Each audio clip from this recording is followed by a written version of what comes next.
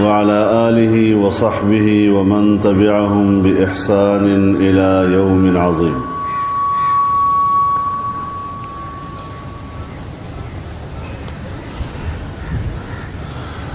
شیخ الجامعہ حضرت مفتی عبدالرحیم صاحب،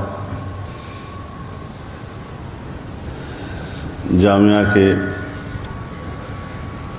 اساتذہ کرام اور تمام مسئولین اور طلباء عزیز،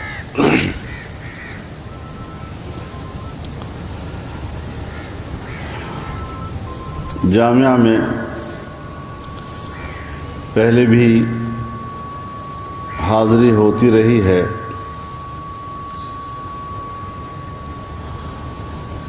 اور جب بھی میں یہاں حاضر ہوا ہوں، یہاں کا ماحول ہمیشہ بڑا پرکشش نظر آیا ہے۔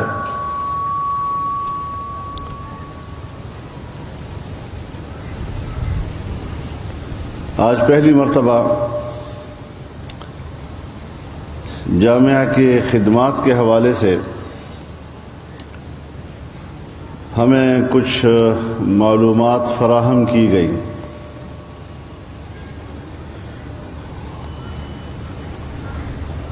اور جس کی وجہ سے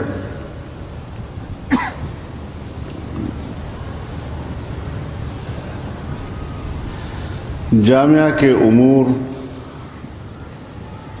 ان کے خدمات اور اس حوالے سے اس کی حکمت عملی میں میری دلچسپی اور بھی بڑھ گئی ہے۔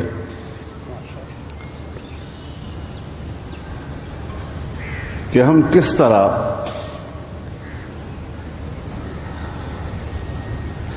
یہاں پر جو ایک نظام تعلیم اختیار کیا جا رہا ہے اور تعلیم کے حوالے سے جو ایک نئی حکمت اور اس کی نئی جہت کا تعین کیا جا رہا ہے، اس حوالے سے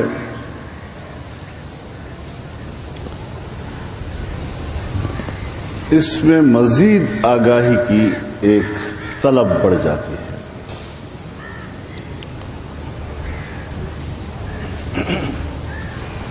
حضرت مفتی صاحب سے ملاقاتیں رہی ہیں، رہتی ہیں، اور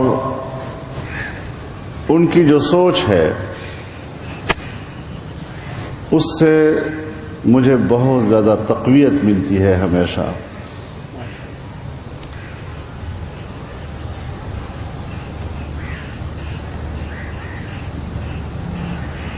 میری دعا ہے کہ ہم اس سوچ کے ساتھ اور اپنی انہی ترجیحات کے ساتھ اپنے دینی، اسلامی اور تعلیمی کاز کو آگے بڑھائیں۔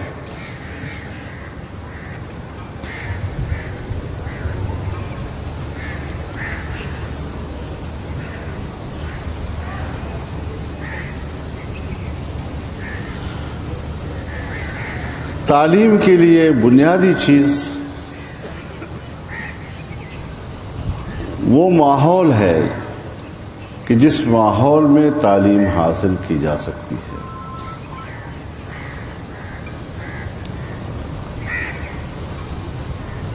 تعلیمی ادارہ نام ہی اس کا ہے جہاں پر تعلیم و تعلم کا کام ہوتا ہے۔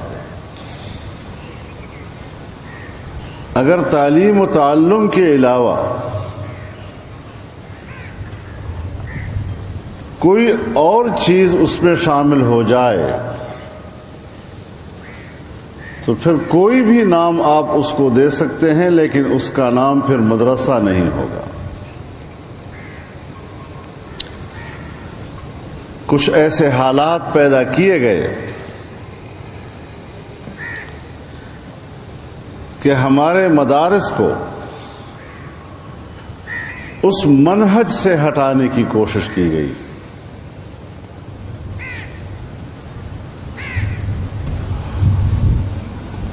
اور یقیناً ایک طرف اپنے ماحول کو قابو رکھنا کہ ہمارا اپنا ماحول اپنے تعلیمی ماحول پہ قناعت کر سکے اور اس کی تمام توانائیاں حصول علم کی طرف متوجہ ہوں اور اسی میں صرف ہوں،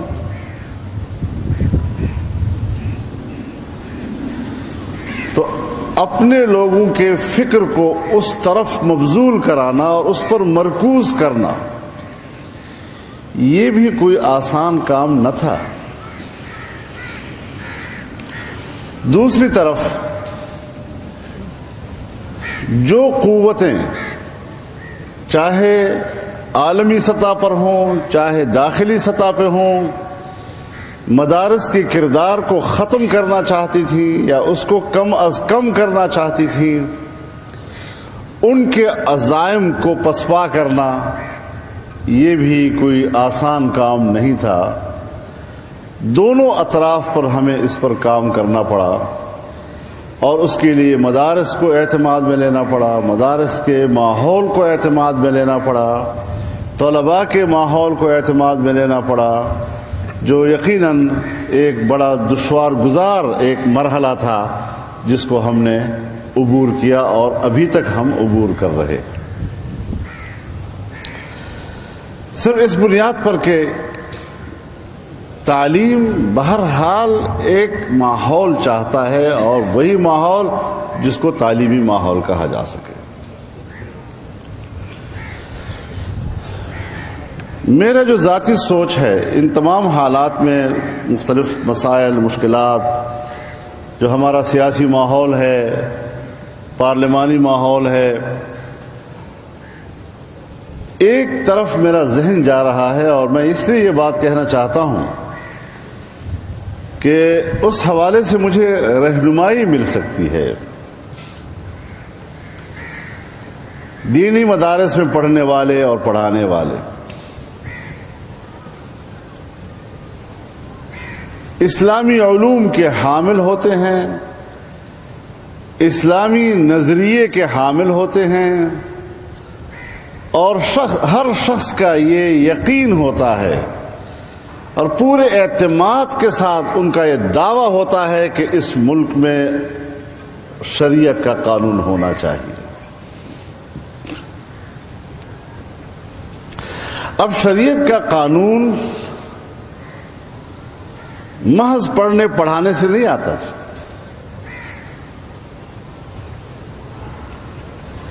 اس نظام کا حصہ بننا کہ جو لوگ اس نظام کو چلا رہے ہیں اور ملک کے تمام شعبوں کو ان کے تقاضوں کو پورا کر رہے ہیں۔ فنی تقاضے ہوتے ہیں، فنی لحاظ سے آپ نے وہ شعبے کیسے چلانے ہوں گے۔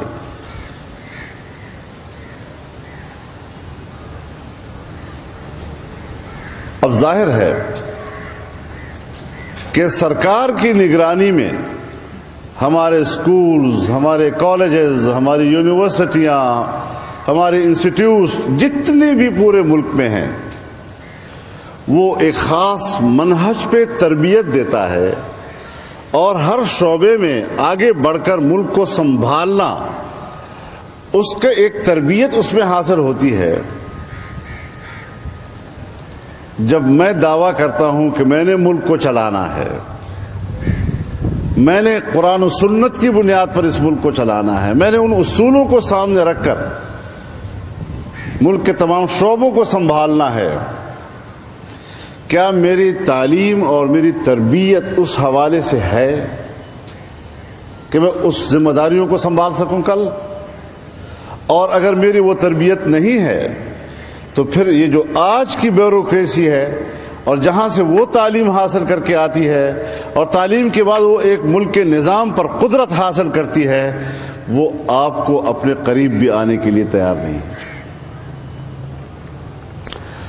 اگر ہماری اپنی تیاری بھی اس نہج پہ نہیں اور جو لوگ اس نہج پر تیار ہیں وہ آپ کو وہاں آنے ہی نہیں دے رہے، تو پھر اسلام کی ایک خواہش تو رہ جاتی ہے، لیکن اس کو عملی شکل دینا اور اس کے لیے خود ایک توانا افرادی قوت مہیا کرنا یہ شاید ہمارے پاس نہ ہو۔ اب مشکل عمل یہ ہے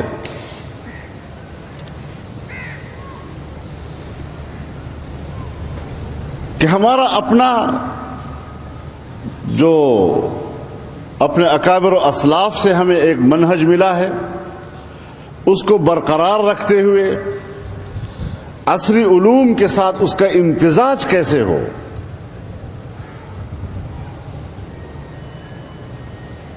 ظاہر ہے کہ ہر زمانے کے اپنے تقاضے ہوتے ہیں۔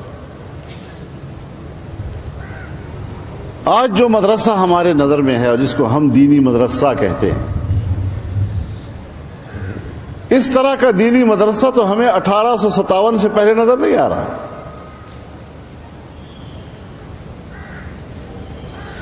اس طرح کا دینی مدرسہ تو ہمیں بر صغیر سے باہر بھی نظر نہیں آتا۔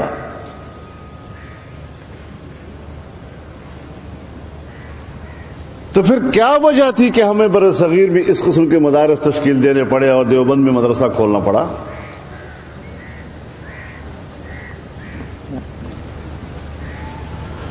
یہ اس وقت کی ایک ضرورت تھی، ورنہ آج ہماری قوم میں، ہماری نئی نسل میں، بلکہ نسلوں میں قرآن و سنت نام کی کوئی چیز نہ ہوتی۔ آج ہماری مثال غرناطہ اور اندلس کی ہوتی، اور دنیا میں بہت سے نظائر ہیں اس کے کہ جہاں مسلمان تو کہلاتے ہیں لیکن لفظ اسلام سے گھبراتے ہیں، اپنے دین سے انس تک ختم ہو چکا ہے۔ ایک وحشت ہے اس حوالے سے، کیوں ہے آخر؟ یہ ساری چیزیں ہمارے لیے سوالیہ نشانات ہیں، ہم سے سوال کر رہی ہیں کہ آپ کے پاس اس حوالے سے کیا کردار ہے، کیا کرنا چاہتے ہیں آپ۔ تو یہ امتزاج پیدا کرنا اور مختلف شعبوں میں ماہرین پیدا کرنا، کیا ہم عصری علوم کو اسلام اور دین سے الگ تصور کر سکتے ہیں؟ یہ بھی عجیب ایک تصور ہے، دینی علوم اور عصری علوم۔ علم علم ہے، وعلم آدم الاسماء کلھا۔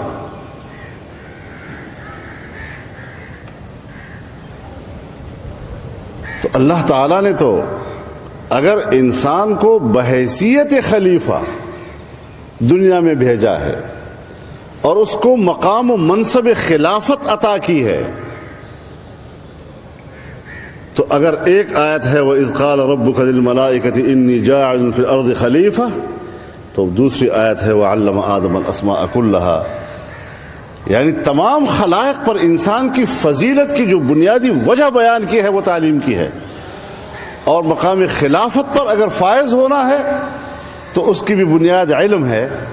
سو آپ دنیا میں دیکھیں کہ آپ تمام انسانی ضرورتوں کو پورا کرنے کے لیے اپنے اندر مہارت پیدا کرنا اور علم پیدا کرنا، تو آپ دین کے علوم حاصل کر کے اتنے بڑے نیک اور پارسا بن جائیں گے کہ آپ کا مرتبہ و مقام ملائکہ سے بھی بلند ہو جائے گا۔ لیکن ملائکہ سے 1000 آپ کا درجہ بلند ہو تب ملائکہ کے لیے خلافت تو نہیں ہے، مستحق خلافت تو نہیں بن سکیں گے اس سے۔ اگر مستحق خلافت بننا ہے تو مقام انسانیت پر آنا ہے، مقام بشریت پہ آنا ہے، اور اس کے لیے جامعیت پیدا کرنی ہے۔ اس جامعیت کو کیسے حاصل کیا جا سکتا ہے؟ ابھی چند روز پہلے بھی اسلام آباد میں حکومتی ذمہ داران سے ہماری بات ہو رہی تھی، اور ان کے وہ کچھ فارمولوں پہ بات کر رہے تھے کہ اگر یوں ہو جائے اور اگر یوں ہو جائے اور اگر اس طرح کر لیں اور یہ اس طرح ہو جائے اور اس طرح ہو جائے۔ تو میں نے ان سے کہا دیکھو، آپ ہمیں یہ ضرورت اور اس ضرورت کو تسلیم کرانے پہ توانائی صرف نہ کریں۔ ہم خود جانتے ہیں کہ کیا ضرورتیں ہیں، ہم ان ضرورتوں کو تسلیم کرتے ہیں،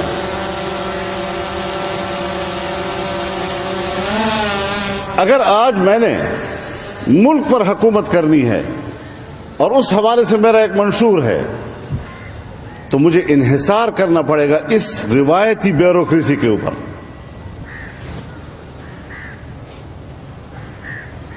اسی کے ساتھ ہم نے اپنے آپ کو ایڈجسٹ کرنا ہوگا. اس نظام کے لیے ہمارے پاس اپنی کھیپ موجود ہونی چاہیے جو نہیں ہے. تو ہم اس ضرورت کو تسلیم کرتے ہیں. مسئلہ کہاں مشکل ہے؟ 1857 کے بعد برطانیہ کا راج بر صغیر پر،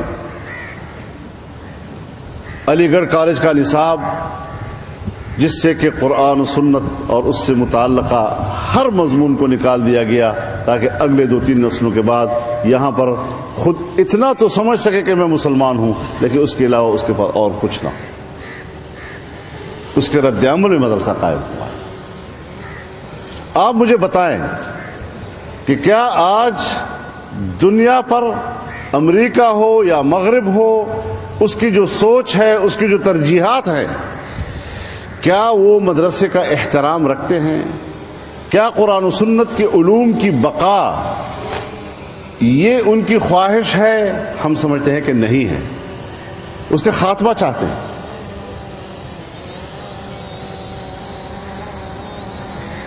جب آج آپ حکومتی سطح پر آ کر ہم سے بات کرتے ہیں اور ہمارے ذہن میں یہ ہو کہ آپ ایک بین الاقوامی دباؤ کے تحت اس قسم کی سوچ بچار کر رہے ہیں، تو پھر اعتماد کا رشتہ پیدا نہیں ہوگا. پھر ہم ایک دوسرے کو شک کی نگاہ سے دیکھیں گے. لہذا پہلے ہمیں کم از کم اس بات پر تو قائل کیجئے، قانع بنائیے کہ آپ لوگ ہماری بہتری کے لیے سوچ رہے ہیں، اس علم کی بقا کے لیے سوچ رہے ہیں. اس علم سے جو ہمیں نظام مل رہا ہے اس نظام کو ملک میں رائج کرنے کے لیے آپ باتیں کر رہے ہیں. اور اگر آپ اپنا اثر رسوخ اندر داخل کرتے کرتے اور ہمارے اس نظام کو لپیٹنے کے لیے اس قسم کے منصوبے بنائیں گے تو خوشنما الفاظ تو ہر زمانے میں استعمال ہوتے ہیں اور آج بھی استعمال ہو رہے ہیں. کیا ہم آپ کی ان خوبصورت الفاظ پہ اعتماد کر لیں؟ مسئلہ یہاں گڑبڑ ہے کہ سب کچھ آپ اس وقت جو ہمارے خیرخواہی میں کر رہے ہیں، سو اس وقت بھی دینی علوم کا خاتمہ مقصود تھا، سو آج بھی دینی علم کا خاتمہ مقصود ہے. لہذا اس پر ہمیں باہمی اعتماد پہلے پیدا کرنا ہوگا، ورنہ اس ضرورت کو آپ ہمیں تعلیم مت دیں، ہم ان ضرورتوں کو تسلیم کرتے ہیں. ہم جب پارلیمنٹ میں ہیں تو پھر یہ ہماری ضرورت ہے. ہم جانتے ہیں کہ ملک کو کیسے چلانا ہے. اگر میں پرائم منسٹر کا الیکشن لڑتا ہوں اور میں نے ملک پہ حکومت کرنی ہے تو پھر مجھے ضرورت ہے کہ میں ایسے لوگوں کو اپنی بیوروکریسی میں لاؤں، ملک کا دفتر ان کے حوالے کروں، ہر شعبے کی مہارت والے لوگ ہمارے پاس ہوں جو پبلک کی ضرورتوں کے مطابق اس نظام کو چلا سکے. اور مجھے اطمینان ہے کہ جب دینی مدارس سے اور اس ذہن سے اور اس تربیت سے لوگ عصری علوم حاصل کر کے اس اداروں میں جائیں گے تو پھر یہ جو آپ کو روز روز جھوٹ، دھوکہ، فراڈ اور کرپشن، بدعنوانیاں، اس قسم کی شکایات، یہ اس کا بھی خاتمہ ہوتا رہے گا. یہ چیزیں بھی ختم ہو جائیں گی. اب اس حوالے سے میں آپ کے ذہن میں یہ بات بھی ڈال دینا چاہتا ہوں کہ جہاں مذہبی علوم کے خلاف پروپیگنڈا کیا گیا تاکہ عام امت اس سے بیزار ہو جائے، عام امت کا آپ سے فاصلہ پیدا کرنے کے لیے آپ کے علوم کو انتہا پسندی کا سبب قرار دیا گیا، شدت پسندی کا سبب قرار دیا گیا، دہشت گردی کا سبب بنا دیا گیا کہ ساری چیزیں یہاں سے پیدا ہو رہی ہیں. اب جب یہ ماحول آپ کے بارے میں اور یہ تاثر آپ کے بارے میں عام کیا گیا تو آپ اب امت کو اپنے قریب کیسے کر سکتے ہیں؟ تو ایک اس پروپیگنڈے نے جو ہمیں نقصان پہنچایا ہے آپ اس کا اندازہ نہیں لگا سکتے. اور کس طرح پھر ہمیں دنیا کو یہ باور کرانا پڑا کہ نہیں، یہ پرامن ادارے ہیں، یہ اعتدال کے ادارے ہیں، اعتدال نام ہے کمال کا، اعتدال نہ ہو تو پھر یا افراط ہے یا تفریط ہے. اور کس طرح ہمیں دنیا کو سمجھانا پڑا، اور سیاسی محاذ پر ایک ایسا کردار ادا کرنا پڑا ہمیں کہ اس کردار کے نتیجے میں ہم پر اپنے لوگوں نے بھی تنقیدیں کرنا شروع کر دی. ان کو بھی سمجھ میں نہیں آ رہا تھا کہ ہم کیا کر رہے ہیں. اور دوسری خطرناک چیز جو ہوئی میں آپ کو بتانا چاہتا ہوں، دوسری خطرناک حکمت عملی یہ چلائی انہوں نے کہ ہمارے دینی مدارس کے ماحول میں اور مذہبی ماحول میں اشتعال پیدا کیا جائے. چونکہ سن 80 کے بعد جہاد افغانستان کے زمانوں سے جہاد کا ایک ماحول متعارف کرایا گیا، ہمارے نوجوانوں کو اس میدان کی طرف بھیجا گیا، ایک ذہن تو بنا. اب ان کو پتہ تھا کہ ایک مواد اس حلقے میں موجود ہے، لہذا اس طبقے کو اسلام اور مذہب کے نام پر اشتعال دلا دو، ایسا اشتعال کہ وہ اسلحے کی طرف جائیں اور اپنی ریاست سے تصادم اختیار کر لیں. لہذا اس قوت کو اپنے اپنے ملکوں میں ریاستی طاقت کے ساتھ ملیامیٹ کر دیں، اور ریاستی طاقتیں پوری اسلامی دنیا میں متوجہ ہو گئیں کہ اگر اس قسم کے عناصر نے سر اٹھایا تو ریاستی قوت کے ساتھ ان کو قلقم کر دیا جائے. یہ مسئلہ بھی ہمارے سامنے رہا. آج پوری دنیا کی جو ہم سے سب سے بڑی شکایت ہے وہ یہی ہے کہ ان لوگوں نے اپنے حلقے کو اشتعال سے کیوں دور رکھا. اس جمعیت علماء اسلام نے مدرسے اور مذہبی دنیا کو اور اپنے نوجوان کو اشتعال سے کیوں دور رکھا؟ ہم تو اس کو ریاستی طاقت کے ذریعے ملیامیٹ کرنا چاہتے تھے. تو جو مشتعل نوجوان ہے اس سے کوئی شکایت نہیں، وہ ان کا مطلوب ہے. لیکن جو اعتدال کا درس دیتا ہے وہ ان کے لیے بڑا خطرناک ثابت ہوتا ہے. اور ان کے دانشور لکھ بھی رہے ہیں کہ ان حالات میں یہ طبقے جو سیاست اور اعتدال کی بات کرتے ہیں یہ ہمارے لیے بڑے خطرناک ثابت ہو رہے ہیں. یہ دینی ذہن کی بقا کا سبب بن رہے ہیں، دینی علوم کی اور مدرسے کی بقا کا سبب بن رہے ہیں، دینی تحریکات کی بقا کا سبب بن رہے ہیں. اس اعتبار سے بھی ہمارے سامنے بڑے بڑے چیلنجز ہیں جی. ہم کس گہرائی میں جا کر ان حالات کا مقابلہ کر رہے ہیں، کس طرح ان کے داؤ کو سمجھتے ہیں اور کتنے سالوں کے بعد جا کر سمجھتے ہیں. ابتدا میں ہمیں بھی شعور نہیں ہوتا، لیکن ان کے روز مرہ کے اقدامات کے بعد ہمیں سمجھ میں آ جاتا ہے کہ اصل ایجنڈا پیچھے کیا ہے اور کیا کرایا جانا مقصود ہے ان کو. لہذا ان حالات میں ضروری ہے کہ آپ اپنے ان خدام پر اعتماد کریں. یہ آپ کے خادم ہیں اور آپ کو اندازہ نہیں ہے کہ ہم نے جو اپنی جمعیت علماء کا 7 سالہ یوم تاسیس منایا، اور اس یوم تاسیس پر پاکستان کے عوام، باہر سے تو وفود آئے ہیں، کتنے ہوں گے 10-15 ممالک سے لوگ آئے وفود کی صورت میں، لیکن پاکستان کا عوام 50 لاکھ سے زیادہ جمع ہوا ہے. اور یہ دعویٰ میں نہیں کر رہا ہوں، یہ ہماری انٹیلیجنس ادارے کہہ رہے ہیں. یہ جو ابھی ایک چیز اڑ رہی تھی ڈرون کیمرہ، ان کے ماہرین کہہ رہے ہیں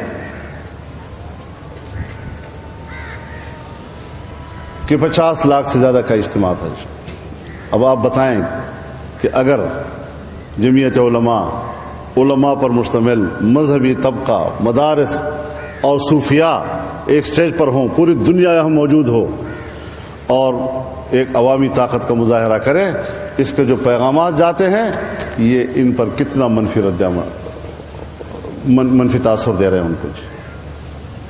لیکن ہم نے کام کرنا ایسا کام کہ جس پر وہ کوئی قانون کے لحاظ سے اعتراض نہ کر سکے.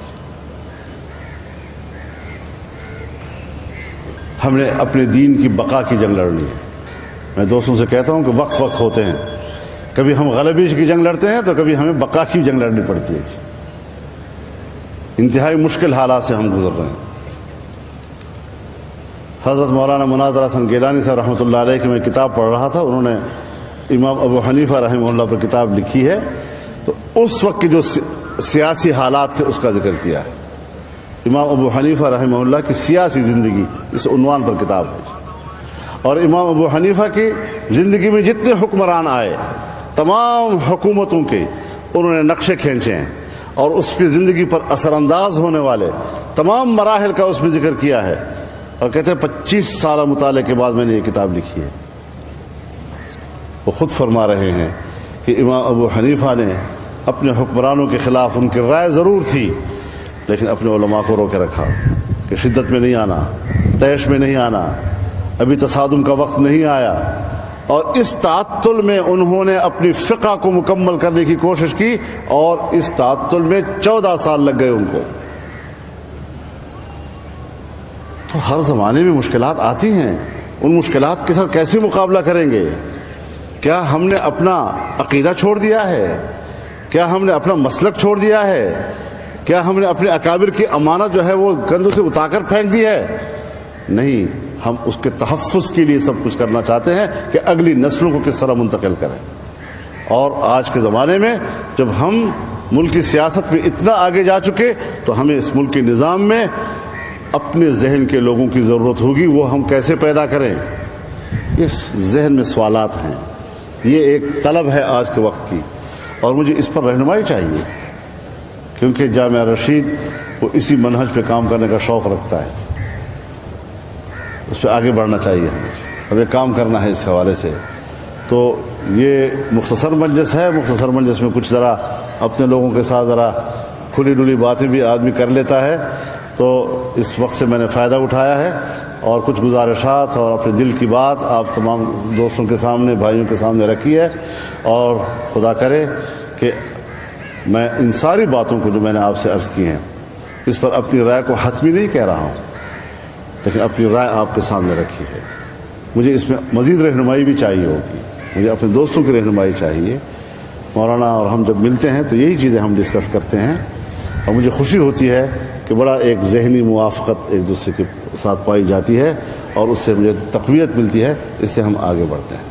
اللہ تعالی ہمارے لیے ایک کام آسان فرمائے، ہمارے مستقبل کو ہمارے لیے آسان فرمائے اور ان مدارس کی اور دین اسلام کی اللہ تعالی حفاظت کے اسباب مہیا فرمائے. وآخر دعوانا ان الحمد للہ رب العالمین. دعا کر رہا ہوں. فرمائیے.